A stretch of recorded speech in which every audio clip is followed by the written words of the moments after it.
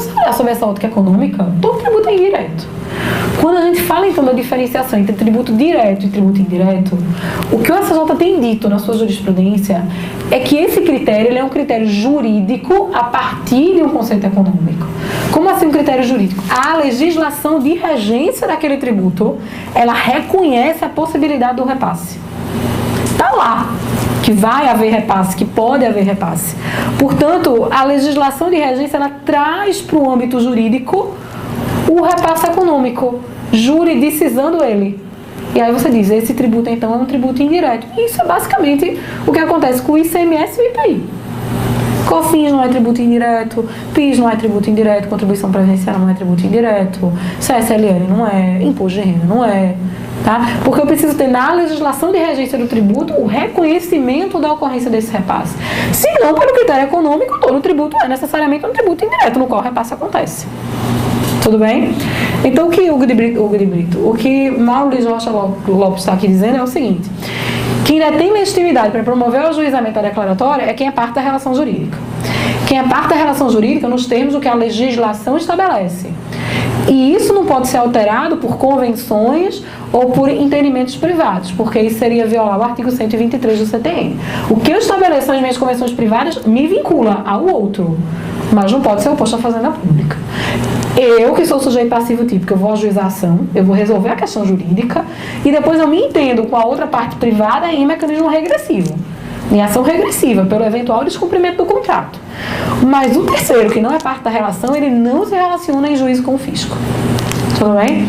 E o segundo, que eu acho que é o mais interessante. E aí ele diz, e não importa também quem seja a entidade federativa competente para legislar sobre determinado tributo. Se em relação a ele houve delegação de capacidade tributária ativa a outra, isso é interessante porque a gente tem um exemplo típico disso, que é o imposto de renda retido na fonte. O que é que ele quer dizer aqui? Ele está trazendo aqui a diferença, não vou me deter nisso porque você sabe disso. Ele está trazendo aqui a diferença entre competência tributária e capacidade tributária ativa. Qual é a diferença? Competência tributária é poder para legislar sobre um determinado tributo. É poder para instituir. Competência é poder para instituir o tributo. Você sabe que como conceito a competência é indelegável. Nenhum ente tributário delega o poder de competência a outro. Mas embora eu não possa delegar ao outro o poder de instituir o tributo e legislar sobre ele, eu posso delegar a capacidade tributária ativa. O que é a capacidade tributária ativa? A possibilidade de ser sujeito ativo da relação. A possibilidade de cobrar, de executar, de fiscalizar. Isso acontece, por exemplo, no ITR, né? Nos termos do que a Constituição diz. A União legisla sobre ITR, mas ela pode delegar para os municípios a fiscalização, o recolhimento, a cobrança do ITR. E aí eles ganham 100% do produto da arrecadação. A Constituição diz. Normalmente eles dividem com a União, mas quando a União transfere para eles, para os municípios, o dever de fiscalizar, cobrar aquele determinado tributo, eles chegam com 100%. Isso acontece também no imposto de renda retido na fonte. Se você parar para pensar no imposto de renda retido na fonte, o imposto de renda retido na fonte é um exemplo disso aqui. Quem é que legisla sobre o imposto de renda? A União. Tributo de competência privativa da União. Mas se você é um servidor público, veja, e portanto seu imposto de renda é recolhido na fonte, e você vai questionar uma determinada retenção no seu imposto de renda, ou um determinado pagamento no âmbito daquele imposto de renda, uma restituição no âmbito daquele determinado imposto de renda que foi retido na fonte em relação a você. Imagine que você é um servidor público estadual e você vai questionar, por exemplo, uma cobrança indevida daquele imposto de renda. Você entende indevida e, portanto, é o seu suposto direito a reaver aquele valor indevidamente pago a título de imposto de renda. Você vai ajuizar essa ação, seja ela declaratória, seja ela de repetição de indébito. Você vai ajuizar essa ação contra a União, que é quem legisla no âmbito do imposto de renda, ou contra o Estado-membro? O que é que a STJ diz? Contra o Estado-membro ou contra o município. Mas não é a União que legisla sobre o imposto de renda? Não importa. Quem é que estabelece a relação jurídica material? Lembre sempre, o que é a ação declaratória? É o inverter em juízo a relação jurídica material. O que é a repetição de indébito? É o inverter em juízo a relação jurídica material. Quem é que estabelece a relação jurídica material com você? Quem foi que reteve o imposto? Quem é que supostamente vai... Com quem é que fica o imposto de renda retido na fonte? É com a União? É com um Estado membro. Quem é que vai lhe devolver o imposto de renda retido na fonte se a tributação for tida por indevida? É o Estado membro, é o município. É isso que Maria Luísa Rocha Lopes está dizendo. Seja, não importa, para fins de definição da legitimidade na declaratória, isso se aplica à anulatória, à repetição em débito. Quem é o ente competente para legislar sobre aquele determinado tributo? O que importa é com quem você está estabelecendo a relação jurídica material, que vai ser questionada em juízo pelo ajuizamento da demanda correlata. Vou mostrar o exemplo do precedente. Eu peguei o exemplo do precedente, peguei. Deixa eu ver. Aqui. Agravo regimental, não agravo de instrumento, processual civil, só a parte daqui, do item 1, tá? Esta Egrégia Corte Superior, no julgamento do RESP número tal, relatado pelo ministro Luiz Fux, submetido ao rito do artigo 543C do CPC, julgado em repetitivo, firmou o entendimento de que os Estados da Federação são partes legítimas para figurarem no polo passivo das ações propostas por servidores públicos estaduais que visam ao reconhecimento do direito à isenção, reconhecimento do direito à isenção, tipicamente uma demanda declaratória em determinados casos com natureza constitutiva. Constitutiva no sentido de condenatória. Eu reconheço o direito à isenção e o que eu digo aí é, a partir de agora não me cobre também. Daqui para o futuro, pare a cobrança, não continue a exercer a cobrança. A isenção ou a repetição do indébito relativo ao imposto de renda retido na fonte. É com esse Estado membro, é com esse município na condição de servidor que eu estabeleço a relação jurídica material. É ele que retém, é ele que cobra, é ele que fica com o produto da arrecadação, é ele que vai me devolver. Tudo bem? Interesse de agir. Isso. A competência desse caso vai ser federal. Veja, aí já é mais complicado. A gente, lá na Procuradoria da Fazenda, a gente entende que a gente não tem que atuar, que a União não é parte no processo e que, portanto, não sendo a União parte do processo, a competência não é da Justiça Federal. Porque a competência da Justiça Federal, nos termos da Constituição, no artigo 109, essa é a nossa visão, é uma competência em função da matéria ou em função da pessoa, tá? No caso da União, é uma competência em função da pessoa. Quer dizer, é a presença da União no processo que desloca a competência para a Justiça Federal. Como a União não vai ser parte no processo, porque ela não está no polo passivo, e a gente entende que a gente não é nem terceiro interessado, que a litigância vai se dar entre o servidor estadual e o servidor municipal e o respectivo Estado membro e o município, a gente entende que essa demanda não corre na Justiça Federal.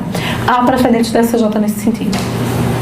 Tá? Então, por exemplo, se chega, majoritários, se chega, mas plenamente majoritários, se chega uma demanda desse tipo lá na Procuradoria da Fazenda, a gente vai dizer que a gente não é parte do processo, não tem interesse no feito, envia para a PGE, para a Procuradoria Geral do Estado, e a competência da Justiça Estadual já não tem nada com isso, certo?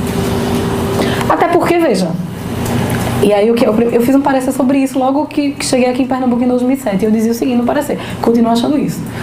Por que eu vou defender a legalidade do recolhimento de um imposto de renda que não entra nos cofres da União? Ele não entra nos cofres da União, ele vai ficar nos cofres do Estado membro do município. Veja, não estou dizendo que não é importante manter a arrecadação tributária, mas quem tem o dever de defender a manutenção daquele valor nos cofres públicos, no caso do Estado, é o procurador do Estado, no caso do município, é o procurador municipal. Eu defendo o orçamento e o recebimento dos créditos da União. Enquanto tal, eu atuo em demandas de servidores públicos federais contra a União. Até sobre a ótica de delegação. Exatamente. Interesse de agir. O que eu quero dizer aqui com isso? Que para que eu possa ajuizar uma demanda declaratória, é imprescindível que aquele debate que eu estou travando na demanda declaratória atinja em concreto a minha situação jurídica material. Ou seja, demanda declaratória não é demanda consultiva e, portanto, não discute lei em tese. A demanda declaratória discute a aplicação ou a não aplicação de uma determinada lei a uma situação concreta. Não dá para ajuizar a demanda declaratória, então, querendo transformar, porque você vê isso direto no dia a dia, querendo transformar a demanda declaratória ou numa demanda consultiva, para perguntar ao juiz como a lei deve ser interpretada, sem que aquilo ali afete nenhuma situação jurídica concreta. Não há situação jurídica concreta. E eu estou transformando, então, o Poder Judiciário em órgão consultivo. Isso é inadmissível em sede de demanda declaratória. E muito menos transformar a demanda declaratória numa ADIM, numa ação declaratória de inconstitucionalidade ou de constitucionalidade em primeira instância. O que é que eu quero dizer com isso? Que quer dizer é que a ADIM ou a ADC, elas são demandas objetivas. Quer dizer, elas não estão relacionadas a nenhum caso concreto, a nenhuma situação fática, a nenhuma particularidade. Elas estão discutindo ali a constitucionalidade ou a constitucionalidade da lei em tese. Não é esse o propósito da demanda declaratória. E seria violar a própria sistemática constitucional. E o poder do Supremo Tribunal Federal e a competência privativa do Supremo Tribunal Federal para fazer isso.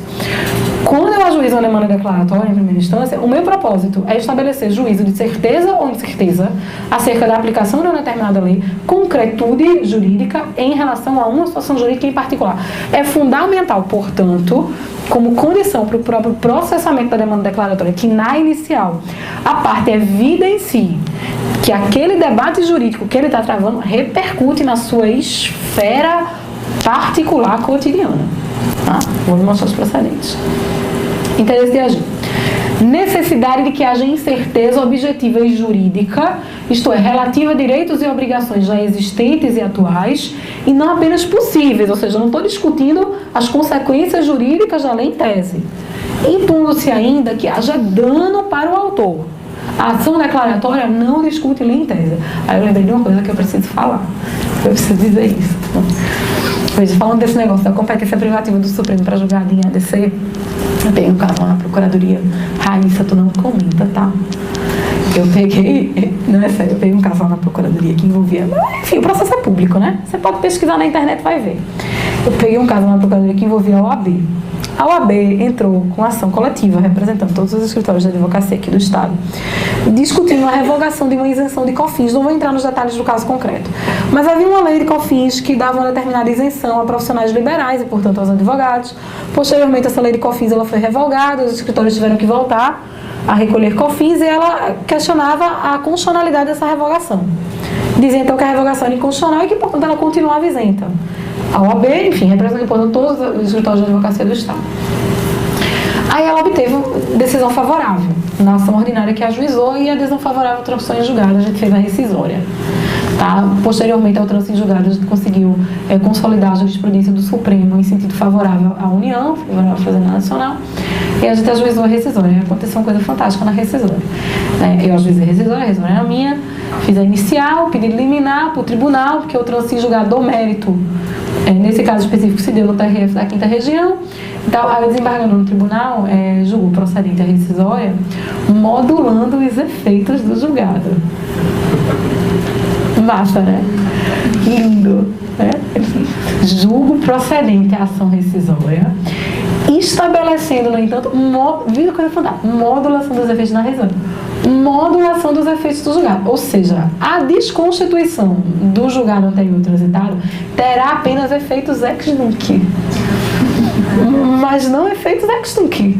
Ou seja, os escritórios voltam a recolher daqui para frente, mas você não pode cobrar o passado.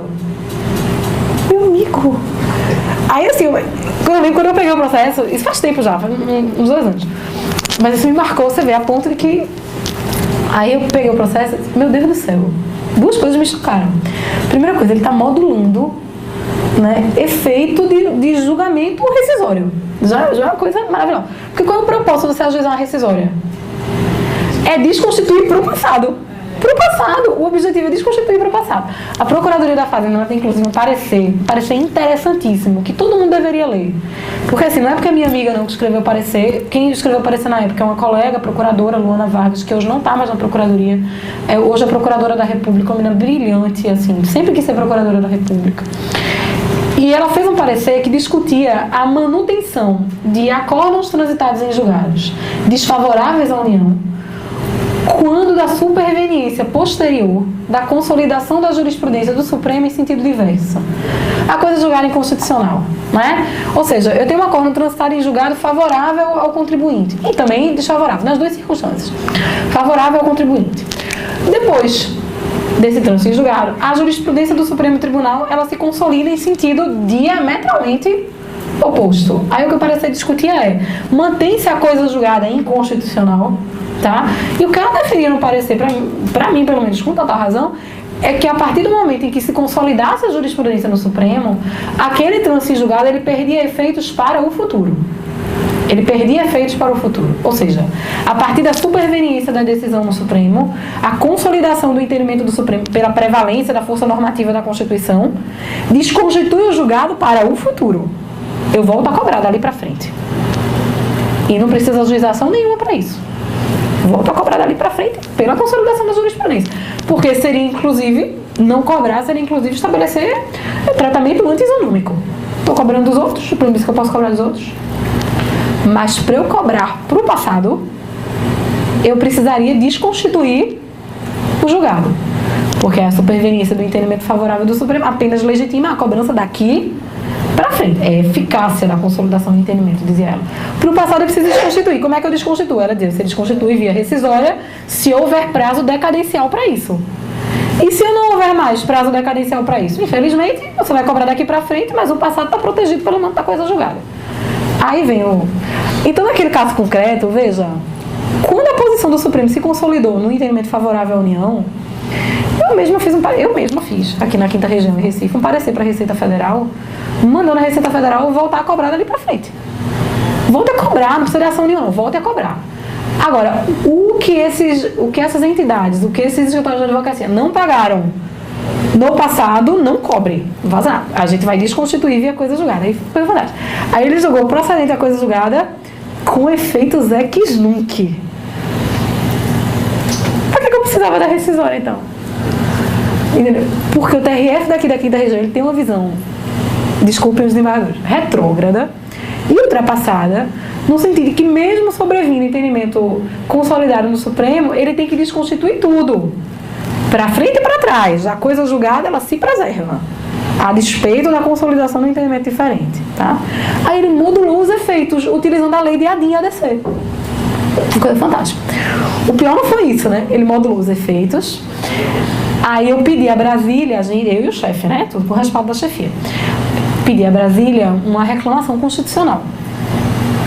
Coordenação em Brasília, no Supremo, ajuizar uma reclamação constitucional, porque a gente entendeu na época que o TRF estava usurpando a competência do Supremo Tribunal, né? Aí Brasília ajuizou a reclamação constitucional e obteve uma liminar na reclamação constitucional até de Joaquim Barbosa. A parte de todo o resto. Aí veio a liminar na reclamação, né? Aí o tribunal pegou a liminar, né? Tá certo. A liminar dizia que não podia modular os efeitos, né? Aí o relator cumpriu a liminar, né? Cumpriu a liminar, desfez a modulação dos efeitos. A parte deu uma decisão dizendo então que estava desfazendo a modulação dos efeitos, né? Nos termos da liminar na reclamação. Aí decisão, né? Intimou a parte. Aí a parte entrou com o regimental. Tudo bem, direito dela. Intimou a parte, entrou com o regimental. Aí ele deu provimento ao regimental e modulou de novo. Não é uma coisa fantástica um negócio desse. Meu amigo, se você modulou de novo, você está descumprindo a mesma liminar. Ou seja, você cumpre no primeiro momento, mas depois no agravo regimental a liminar não existe mais não, a liminar caiu. Porque a parte interpôs de... foi uma confusão esse processo. Deixa Joaquim Barbosa saber disso. Ok, deixa ele saber disso. Deixa eu informar lá em Brasília que ele está descumprindo a liminar. Enfim. Mas aí depois, por incrível que pareça, a gente perdeu no mérito da reclamação. O tribunal entendeu que não era cabível a reclamação por uma questão formal, que não era cabível a reclamação, a liminar caiu. Aí manteve-se o entendimento então da modulação. Aí a gente entrou com RESP e RE contra os efeitos da modulação e eles estão pendentes de julgamento em Brasília. Foi uma coisa fantástica isso. E aí ele argumentava, mas tem um outro lado também, ele argumentava, eu achei interessante a tese, ele argumentava que ele podia modular, porque ele dizia que o fato do dispositivo que estabelece a modulação está na lei de ADIM e ADC, não significa que apenas o Supremo possa modular. A modulação ela é intrínseca a qualquer juiz exercendo poder jurisdicional. Então, sob a ótica do TRF da região, qualquer juiz poderia promover modulação de efeitos de declaração de inconstitucionalidade se utilizando o dispositivo da lei de ADIM e ADC. Leia um acordo depois, é bem legal, é bem interessante. Então é preciso que haja... Você vê que a gente vai para outros cantos. É preciso que haja afetação da situação jurídica em particular daquele determinado sujeito. É impossível discutir lei em tese, é um precedente que mostra isso de forma perfeita, eu quero lhe mostrar. Vamos lá. Ele diz o seguinte: incabível, e tem aqui, o item negritado. A ação declaratória exige para sua propositura que haja incerteza objetiva e jurídica, isto é, relativa a direitos e obrigações já existentes e atuais e não apenas possíveis, impondo-se ainda que haja dano para o autor. Aí no segundo ele diz o seguinte, item 3, olha o item 3 e o 4 e o 5. A ação declaratória em matéria tributária é adequada para dirimir uma crise de certeza, a ideia da certeza, entre o fisco e o sujeito passivo tributário, no que concerne a incidência da norma tributária sobre fatos específicos. Fenômeno que faz surgir a relação jurídica, na qual aqueles são ocupantes de polos opostos. Na hipótese dos autos, ficou bem delimitado que a pretensão da recorrente pela tutela declaratória não se restringe à interpretação genérica e abstrata da lei tributária, porque se assim fosse, a demanda declaratória era inadmissível. Mas se direciona a sanar dúvida acerca de sua incidência sobre fatos praticados rotineiramente em sua atuação empresarial que repercutem em sua esfera jurídica. Então, ela praticava fatos, ela entendia que a norma aplicava-se ou não aqueles fatos, era essa a incerteza, e é por isso que eu estou discutindo a crise de certeza ou não acerca dessa norma, porque ela repercute na minha atividade rotineira e, portanto, na relação jurídica material que eu estabeleço com o fisco. Eu não estou discutindo a lei tributária em tese. Se assim fosse, isso seria incabível em ação declaratória, porque eu estaria transformando ela em ou mecanismo consultivo em ação declaratória, ou ação de constitucionalidade ou inconstitucionalidade da norma. Ao contrário do que concluiu o Tribunal de Justiça, configurada a repercussão do provimento postulado sobre a situação jurídica do sujeito passivo tributário, não há óbice que o provimento jurisdicional declaratório alcance fatos futuros, conforme já assentado pelo STJ, essa é inclusive a posição do STJ.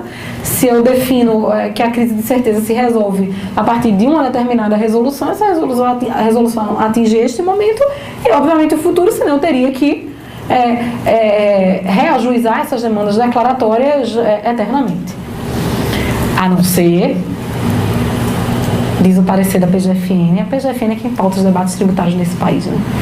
A não ser, diz um parecer da PGFN, que haja alteração na relação jurídica que fundamentou o provimento declaratório. Então, eu tenho uma determinada relação jurídica, obtive um provimento declaratório que diz que ela é solucionada de uma forma. Esse provimento declaratório serve para agora e para os fatos futuros. Desde que os fatos futuros se efetivem dentro desta mesma situação jurídica, desta mesma relação jurídica material. Se por qualquer razão a relação jurídica material ela se altera, obviamente aquele provimento declaratório não se aplica ao futuro, porque agora eu estou tratando de uma relação jurídica diversa. Tudo bem? Vamos passar. E aí um precedente em sentido contrário. Veja, olha, trata-se de ação que não se presta para atender a mera pretensão de interpretação da lei em tese, mas a afastar estado de incerteza objetiva acerca da existência ou não da relação. Esse é o propósito da demanda declaratória. Prazo prescricional. É a discussão que a gente estava tratando. E aí aquele debate que o Felipe colocou. Concebida a ação declaratória naquela visão clássica de que seu propósito era simplesmente certificar, de obter resolução, crise de certeza acerca da existência ou não do direito e da solução a ser dada à relação jurídica, a doutrina sempre disse que a ação declaratória não condena, não constitui, não impõe nada, ela é imprescritível. Eu posso requerer a certificação acerca da existência ou da inexistência do direito a qualquer momento. Entendendo-se nessa visão, no entanto, do STJ, de que com base no artigo 4º do CPC, quando eu ajuizo a ação declaratória depois da violação do direito, eu posso encontrar nela, nesta ação declaratória, carga condenatória a demandar cumprimento pela parte adversa, portanto, natureza constitutiva condenatória, os precedentes mais recentes do STJ vão dizer que nessas circunstâncias em que eu reconheço a força executiva, força executória, natureza condenatória dessa demanda declaratória, ela obviamente está submetida a prazo prescricional. E aí esse prazo prescricional ensina a repetição de indébito, vai se vincular ao prazo da repetição. E não havendo necessariamente repetição de indébito, mas imposição de obrigação de outro tipo, ao prazo da anulatória, o prazo de 5 anos normalmente nos termos do decreto 20.910 de 32, que é uma norma geral na administração tributária e que impõe o prazo de 5 anos para que eu possa pleitear a realização de condutas ou de demandas em relação à administração tributária quando ela está colocada na posição de sujeito passivo. Vamos ver o precedente. Item 2. O Superior Tribunal de Justiça tem entendimento pacífico de que se aplica o prazo prescricional do decreto 20.910 de 32 para a demanda declaratória que busca, na verdade, olha aí, a desconstituição de lançamento tributário. Então, a demanda declaratória que, na verdade, está fazendo as vezes de demanda anulatória, natureza condenatória, caráter constitutivo negativo. Se eu tivesse ante uma demanda declaratória que fazia aqui, às vezes, de repetição de indébito, ela se submeteria ao prazo da repetição. Né? Entendido aqui ou computado aqui, como a gente vai ver no futuro, nos termos do 165 com 168. Fazendo, às vezes, essa demanda declaratória aqui, fazendo essa demanda declaratória, às vezes, de uma demanda anulatória, diz, a STJ ela se submete ao mesmo prazo que vincula a demanda anulatória, que é o prazo do decreto 20.910. O STJ, inclusive, julgou isso em repetitivo recentemente. Julgou em repetitivo para dizer que demandas anulatórias, ações anulatórias, estão todas elas submetidas ao prazo prescricional do decreto 20.910 de 32. A gente vai ver isso. A gente vai ver o repetitivo quando a gente chegar em demanda anulatória depois. O segundo precedente. Não há em nosso direito qualquer disposição normativa assegurando a imprescritibilidade da ação declaratória. A doutrina processual clássica é que aceitou esse entendimento, baseada em que a prescrição ela tem como pressuposto necessário a existência de um estado de fato contrário e lesivo ao direito. Eu tenho que ter lesão de direito. Como na ótica da doutrina clássica, na declaratória não havia lesão a direito, porque eu queria simplesmente a certificação da existência ou da inexistência da relação jurídica, não havia que se falar em prescrição. Tal pressuposto é inexistente e incompatível com a ação declaratória, que tipicamente, classicamente, teria uma natureza eminentemente preventiva. Entende-se assim que a ação declaratória não está sujeita a prazo prescricional quando seu objeto for simplesmente o juízo de certeza sobre a relação jurídica, ainda não transgredido o direito, portanto, seja ela naquela ideia preventiva, na qual não há força executória nem caráter condenatório. Todavia, não há interesse jurídico em obter tutela declaratória quando ocorrida a desconformidade entre estado de fato e estado de direito, já se encontra prescrita a ação destinada a obter a correspondente tutela reparatória. Tá? Então, ele deixa claro aqui que a imprescritibilidade, a que ele faz menção no que concerne a demanda declaratória, é nessa demanda declaratória analisada nesse mecanismo preventivo, na qual não há força executória nem natureza condenatória. Anulatória de débito. Dá tempo, João? Dá? Hã? Olha a cara dela. Lá atrás. Quantos minutos a gente tem? Olha não, a gente continua quinta-feira. Que aqui a gente vai travar o debate da conexão com a ação de execução fiscal. Eu não quero parar na metade, não. Bom, vamos aproveitar o resto da noite. E quinta-feira a gente se vê. Quinta-feira a gente vai falar de anulatória, consignatória e mandado de segurança. Certo? Quinta-feira a gente só sai daqui quando eu falar de anulatória, consignatória e mandado de segurança.